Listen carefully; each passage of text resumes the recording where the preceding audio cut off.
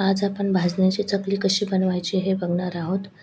छान काटेरी आणि खमंग खुसखुशीत चकली कशी बनवायची हेच पाहणार आहोत.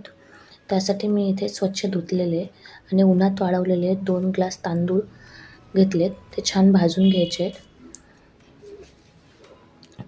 1 ग्लास चणा डाळ घेतली आहे, ते पण छान भाजून घ्यायची आहे. 1 वाटी साबुदाणा घेतला आहे, तो पण भाजून घ्यायचा आहे. 1 वाटी उडदाची डाळ घेतली आहे, ती पण छान भाजून घ्यायची आहे. छान लाल होईपर्यंत भाजून घ्यायची आहे. त्यानंतर 1 वाटी मूग डाळ घेतली आहे, ती पण छान भाजून घ्यायची आहे. आता आपण 1 मोठी वाटी पोहे घ्यायचे आहेत. पोहे पण छान भाजून घ्यायचे आहेत. हे सर्व साहित्य आपल्याला मिक्स करून घ्यायचे. उडदाची डाळ, साबुदाणा, चणा डाळ, मूग डाळ, पोहे हे सर्व छान मिक्स करून घ्यायचे आणि दळून घ्यायचे. त्यानंतर त्यामध्ये लाल तिखट, जिरे धने पूड, मीठ, चवीनुसार मीठ टाकायचे. ओवा छान क्रश करून टाकायचा आहे. ओव्याने छान टेस्ट येते आणि पचायला पण इझी असतो.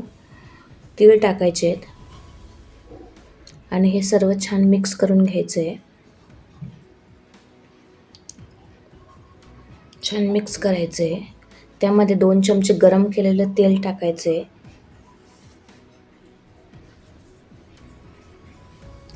आधी चमच्याने मिक्स करून घेऊ. त्यानंतर हाताने छान मिक्स करून घ्यायचे. दोन्ही पण हाताने छान मिक्स करून घ्यायचे. आता पीठ मळून घ्यायचे. मी हळद टाकायची विसरले होते, तुम्ही त्यामध्ये हळद पण घाला आणि एक अर्धा तास झाकून ठेवायचे. त्यानंतर अशा पद्धतीने साच्यामध्ये भरायचे.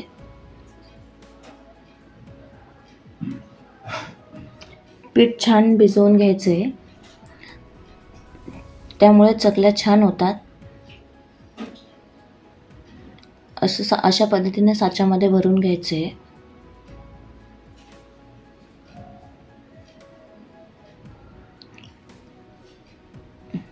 आणि तो पॅक करून अशा पद्धतीने चकल्या करून घ्यायच्या आहेत.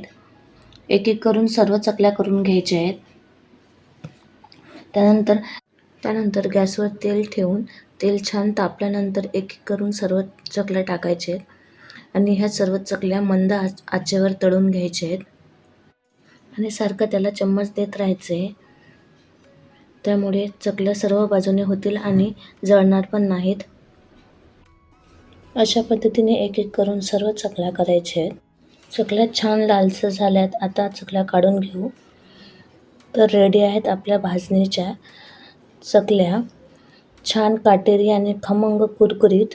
तुम्ही पण ट्राय करा. व्हिडिओ आवडल्यास व्हिडिओला लाईक करा आणि चॅनलला सबस्क्राईब करा.